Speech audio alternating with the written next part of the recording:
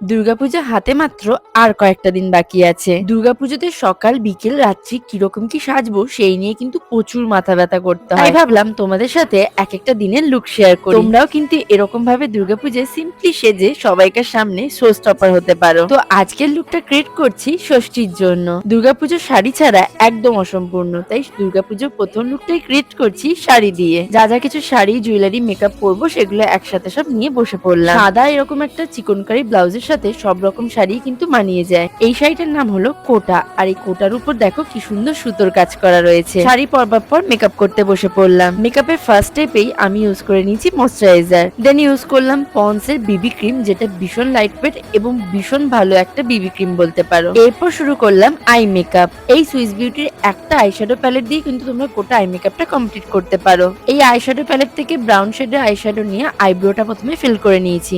Same eyeshadow palette থেকে orange কালারের eyeshadow নিয়ে ভালো মতো করে আইলিডে অ্যাপ্লাই করে নিয়েছি এবং হালকা হাতে ব্লেন্ড করে নিয়েছি। এরপর তার থেকে একটু লাইট শেডের আইশ্যাডো নিয়ে আইলিডে ভালো মতো করে অ্যাপ্লাই করে নিয়েছি। সেম প্যালেটের শিমারি শেডের আইশ্যাডো নিয়ে ক্রিজে অ্যাপ্লাই করে নিলাম। মোটামুটি একটা সিম্পলি আই লুক তৈরি হয়ে গেল।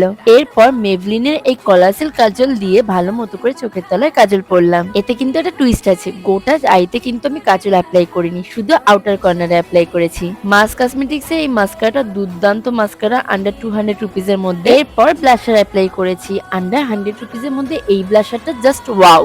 যদি শেড নাম্বার জানতে চাও তাহলে অবশ্যই কমেন্টসে জানিও। সেম আইশ্যাডো প্যালেট থেকে শিমারি শেড নিয়ে হাইলাইটার হিসেবে ইউজ করেছি আমি। সবশেষে এবার লিপস্টিক লাগাবো, আর এই লিপস্টিকটা কিন্তু মাইগ্ল্যামের লিপস্টিক। এটার কিন্তু শেডটা জাস্ট ওয়াও।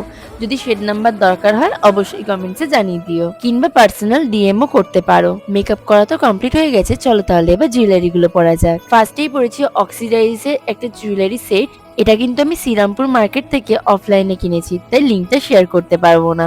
এই জুয়েলারি সেটটা দেখলাম সব রকমের শাড়ির সাথেই বেশ মানানসই লাগে। আমার বেশিরভাগ জুয়েলারি কিন্তু অফলাইন থেকে কেনা হয়, কারণ কি আমি সামনের দিক দিয়ে কোনো জিনিস না দেখে সেরকম ভাবে কিনি না, প্রচন্ড খুঁতখুতানি লাগে মনে। তাই আজকে ভিডিওতে যে কটা জুয়েলারি পরেছি সবই কিন্তু অফলাইন থেকেই কেনা। তোমাদের সাথে গল্প করতে করতে আমার ষষ্ঠীর দিনে কিন্তু লুকটা ক্রিয়েট করা হয়ে গেছে।